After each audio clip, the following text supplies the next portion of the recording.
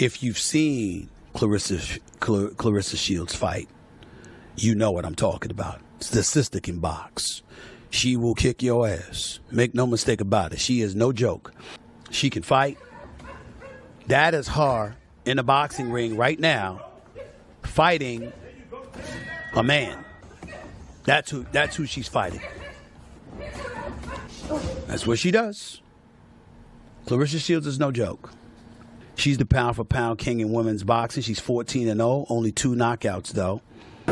Making this weight, like I said, I've been very disciplined, but I haven't had to starve. No. I'll make the weight pretty easy come Friday. And I kept my strength, I kept my speed. I've been able to spar 10-plus rounds. I go to the gym and I hit the bag 25 rounds. I am in dog shape this. She's, again, you said it already, she's fighting Kaye Scott, who's 5-1-1, 42 years old, with no KOs. Like, how am I going to get excited? I just said it. I give all her flowers. She's terrific. Fight terrific fighters, but they're not there. When an undisputed world champion decides to drop a significant amount of weight and return to a division she once dominated, the entire boxing world starts paying attention. Claressa Shields has built her career by breaking barriers and proving her critics wrong. Now, her upcoming showdown with unified contender Kaye Scott has added another layer of excitement and uncertainty to her story. I'm telling you, I sized you up last month. You a little bit smaller now. I sized you up. Only thing bigger than our muscles the same, her teeth is bigger The tension around fight week has reached another level, with intense training updates, unusual public appearances, and heated discussions spreading throughout the boxing community. The biggest question is whether this major change in preparation will make Shields even more dominant or create an opening for Scott to pull off a huge upset. Multiple weight division world champion, undefeated Claressa Shields. She's putting her belt on the line versus little known, at least to me, but Kaye Scott. Kaye Scott, only 7 fights. She's 5-1-1, and she's 42 years old. I'm not trying to take anything away from Claressa Shields. Oh, you see, you're saying it as it is. She's got to fight what's out there, and it just doesn't seem like there's a lot out there, especially in that weight class. Her last 3 opponents before this, 42 years old, 39 years old, 38 years old, and now here comes Kaye Scott at 42 years old. So I just wanted to give you a chance to touch on it because Claressa Shields is a special talent. Yeah, I mean, if she was to your point, if she was in the weight class of Serrano and Katie Taylor, there'd be a lot more to talk about with her, a lot more interest, and stuff. She's terrific. Listen, she's physically strong, she's physically athletic, she's physically got talent, but she's really got a great trainer in John David Jackson does a great job. Former world champion, junior middleweight champion of the world, smart defensive fighter, good solid fighter, and good person. She's technically really, she dots her I's, she crosses her T's. She's a solid, good, she counter punches. She knows how to be aggressive the right way, behind the jab, always balanced, always in position. She's defensively responsible. She's a solid all-around fighter. Moving down to the 160-pound middleweight limit after competing as high as 175 pounds is a serious challenge, even for an undefeated champion like Shields. She reportedly went through a demanding 12 to 14-week training camp, with her food intake, road work, conditioning, and sparring carefully managed to help her reach the required weight without sacrificing her performance. Who said that? Well, you said you've been eating nothing but salad. I've been eating healthy. I now woke don't eat nothing but no salad. I'm a millionaire. I had some grilled chicken and some turkey burger with some good salad with some of that crispy onion oil, whatever, like the little stuff. So yeah, I've been eating, and I always eat. I can still drink a gallon of water a day. Making this weight, like I said, I've been very disciplined, but I haven't had to starve. No. I'll make the weight pretty easy come Friday. And I kept my strength, I kept my speed. I've been able to spar 10-plus rounds. I go to the gym and I hit the bag 25 rounds. I am in dog shape this. So weight is not gonna be no problem. I think she's gonna be the one who had a problem because y'all looking at me. Kaye Scott lost some weight too. When we faced off, she was looking like female Drago. She was all buff. Now she coming in here, she all skinny. I ain't skinny. Legs still got power in them. My booty ain't go nowhere. If I take this off, when I work out, you're gonna see guns blazing. So I lost my weight the right way. So I'm still strong and everything. So weight not a problem for me. Some critics questioned whether cutting that much weight could reduce Shields' punching power or leave her without the same stamina once the fight begins. But people around her camp say her commitment has been stronger than ever. She has remained completely focused on showing that her physical ability and skill can still translate across multiple weight classes. By August 15th is history. I am the first woman to headline at the State Farm Arena in women's boxing. That's what I want them to know. I want them to know that not only am I the first woman, but I am pound for pound #1 woman fighter doing it at the same time. Yes. And not only is that, I'm gonna give them one more thing. I have 19 world titles and I'm fighting for 2 more. So I come out on top August 15th, I'll be 21-time world champion. That's not something you wanna miss. Why this matchup? Being in your position, being the top dog, you have all the leverage. Yeah. And you can pick and choose and pick, but this is no slouch of a matchup. No, well, I'm the greatest, right, at what I do. And we have girls who want to be the greatest or who want a chance at greatness, and Kaye Scott is one of those girls. Extensive amateur background, really fit, strong lady, fast track to a world championship, and she has the belts that I once held. So. Is it easy for you to go into a matchup and be cordial, or would you want to be toxic? As we was hearing the song prior to, and it was like, not just listening to your music, there was a music that was played by the Cardi B. She said, I'm pretty and I'm petty AF. Yeah. I will say that I can be as cordial as my opponent can be. A lot of times, majority of the times, girls have started with me. I'm not a person that want to intimidate you. I really would prefer not the trash talk. Like, it's funny to me because I go back and I watch everything and I see people's reaction. I'm like, yeah, that one hurt. You know, like that was a good one to say. We're gonna keep saying that one. Yeah. But they always start with me. The intensity of her preparation reached another level when hip-hop veteran Papoose joined her during training. At the open workouts, he was involved in a session, working the heavy bag and helping maintain the energy as Shields fired off powerful combinations. Let me ask you a question, Pat. Who the bad bitch you know? Who the bad bitch?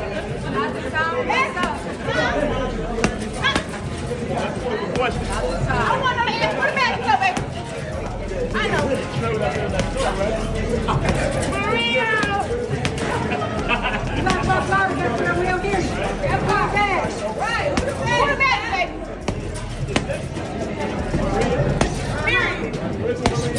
Period. That's it. Who said the whole name? That's it. 1 minute.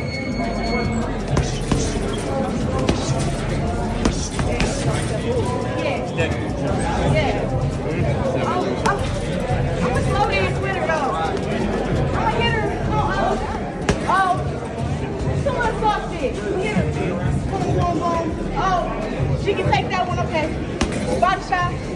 Broken rib, that's one bill mark. Another bill. Break her jaw.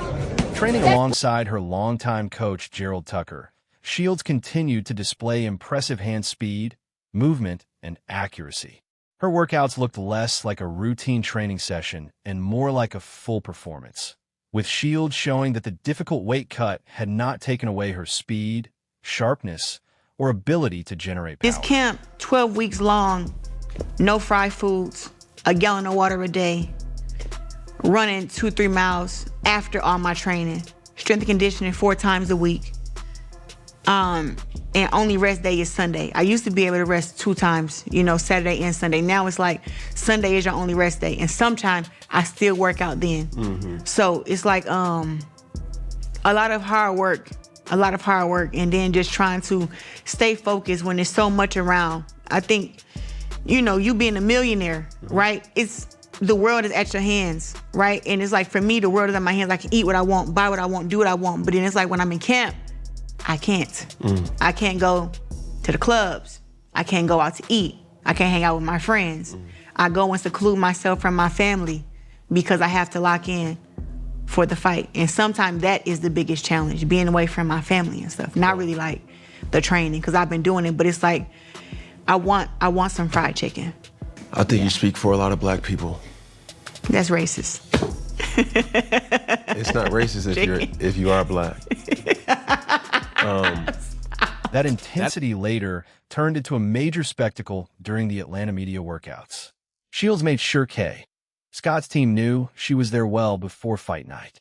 Standing only a short distance from Scott's trainers and representatives, Shields began talking directly to them, questioning their strategy while continuing to work the speed bag and move around the Shoot it there twice. So if they ain't fighting against me, how you get a ring belt? I gotta call it out. I gotta call it out. Exactly. MVP paid him. MVP paid him to give her the ring belt. Because she ain't number one and she ain't number two. When you get a ring belt with number 1 and 2 fight, not 1 and contender fight. Don't make sense.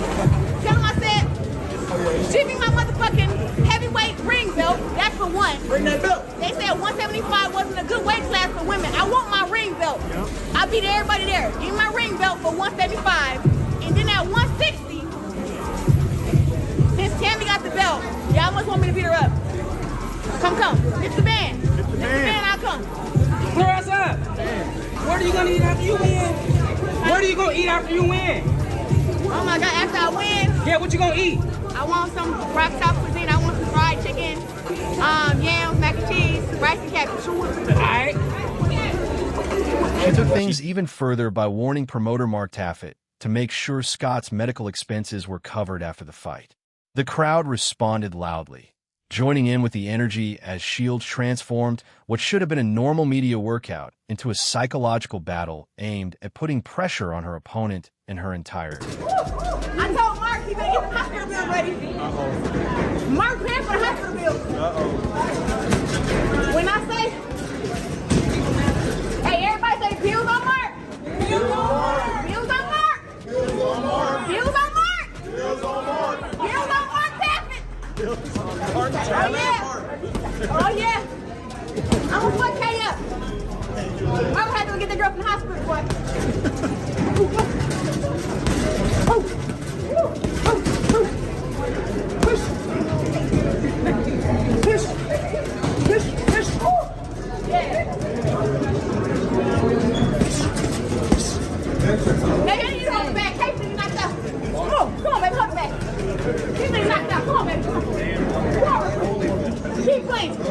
Okay. Hold that bag, Mr. Roman. Yeah, he's trying to make me. He about to knock out. I do. I was trying to slow dance, but it's just like every time I hit it, it's like boom, boom, boom. That level of confidence is nothing new for Shields. It was developed during her early years in tough, male-dominated gyms where she regularly sparred with boys who did not take it easy on her. Shields credits those experiences with teaching her how to deal with bigger and stronger opponents while relying on timing, accuracy, technique, and intelligence rather than simply trying to overpower them. Heading into this fight, Shields has continued to claim that she is stronger and more prepared than ever. She has also called on the rest of the middleweight division to step forward instead of avoiding her. That mentality makes her an extremely difficult opponent, while Scott now faces the challenge of finding an answer to a fighter who has already solved so many difficult problems throughout her career. I don't know who raised these motherfuckers, man. Tell me. I don't know who raised y'all. Do it look like I'm the motherfucker you want to fuck with? No. I don't think I look like her. You should fuck with me. No. Let's take away the wig and the makeup. Am I a person you want to fuck with? I don't think so. You ain't someone to fuck with the wig. I keep telling you, man. 15 seconds. Okay. I'm gonna show you how to whoop bitch ass on Saturday. Y'all know how to do it. You gonna learn something. Come on, baby. You got that. You got time?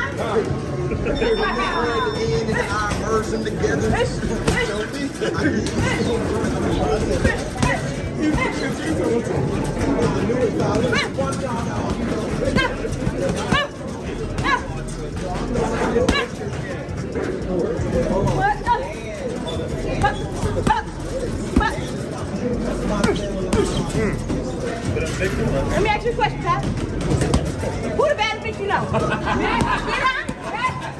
the baddest bitch?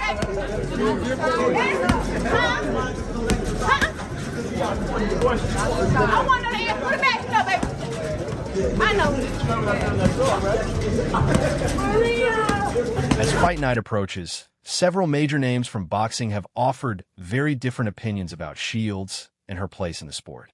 Champions such as Shakur Stevenson have praised her ability, with Stevenson arguing that if Shields were a male boxer, her technical skills would put her in the same conversation as elite fighters like Floyd Mayweather. You know what's crazy? I agree with you though. Like I agree with what you're saying.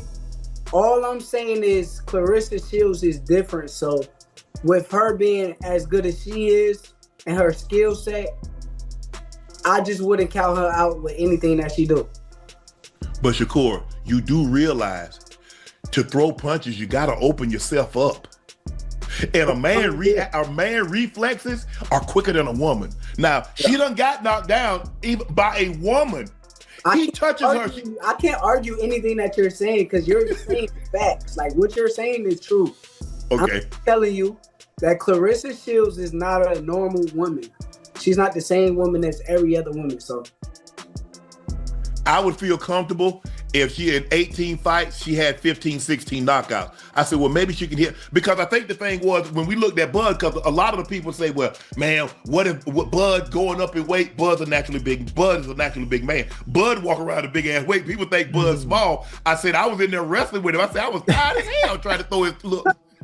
I said, but when Bud touched Canelo like, damn. He got his attention. He got his respect immediately. Yeah. If Claressa can't get his respect, and like I said, if she in 18 fights, if she had 16 knockouts, I would say, you know what, she might can get his respect. I don't know how she keep him off of her.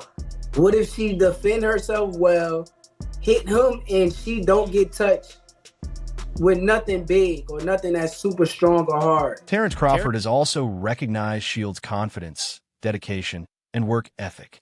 He has pointed out that her experience sparring with male fighters gives her a different perspective compared with many female boxers.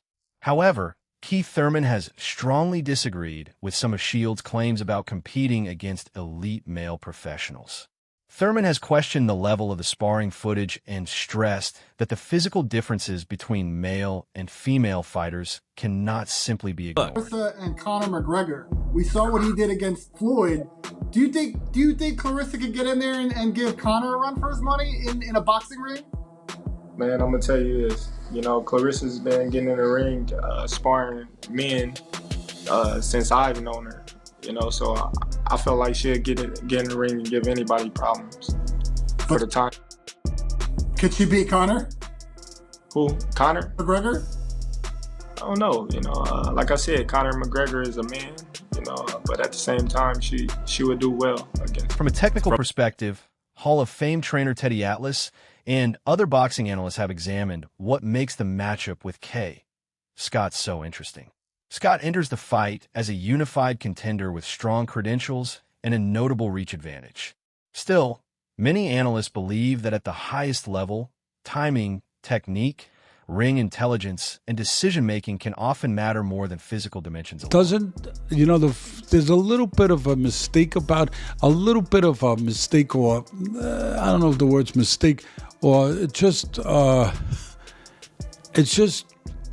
a little strange to me, a boxing lifer, that she doesn't punch better, because she throws punches with bad intention. She got good hand speed, good quality. She'll land clean. She'll time you. She'll counter you. If she was a baseball player, what was it? The five the 5 abilities to be a great baseball player, right? You got to be able to hit, you got to be able to run bases, you got to be able to field, and there was 2 others. There was like 5 of them, whatever it was. That's why I wasn't a great baseball player. I only had 3 of them. but she would be, if you were using that same rule of thumb to judge a fighter, she's got them all. But she doesn't really bring the power. Or only 3 knockouts in her 18 wins. Yeah, she doesn't exhibit the power. She doesn't get that result. And again, it's a little bit of an enigma for me. If a boxing lifer, a little bit of an enigma, like, because again, she'll time you, she'll hit you clean, everything else. But again, punches are born, they're not me. And it goes to show you, she's physically, stout. She's physically, compact and strong. But I always say the greatest punches are the wiry ones. The skinny son of a guns that aren't as physical, where you say, oh, that must be a big puncher. Sometimes they are, but sometimes they're not. But the wiry ones almost always are. Alice has also pointed toward a bigger issue surrounding Shields' career, finding opponents capable of pushing her into truly competitive fights.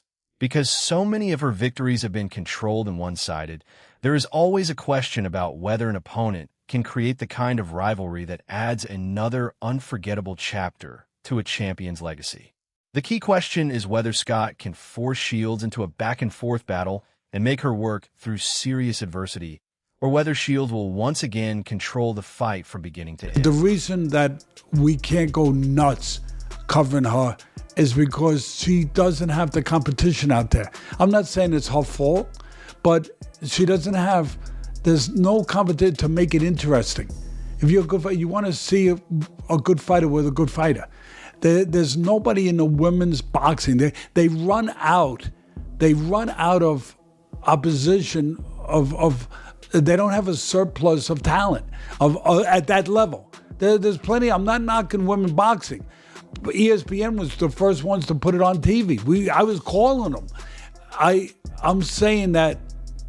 And I always gave them credit when credit was due. What I'm saying is that there's not a proliferation of women fighters that are at a certain level. They're out there, but then it drops off fast. Yeah, like Claressa, you got her and she's been in how many divisions? I mean, it's not even just one weight class. She's been in like 4, whatever it is. And every one of them, she cleans them out. And there's a big drop off. There might be 1 or 2 that's okay, that's still not her, and boom, it drops down.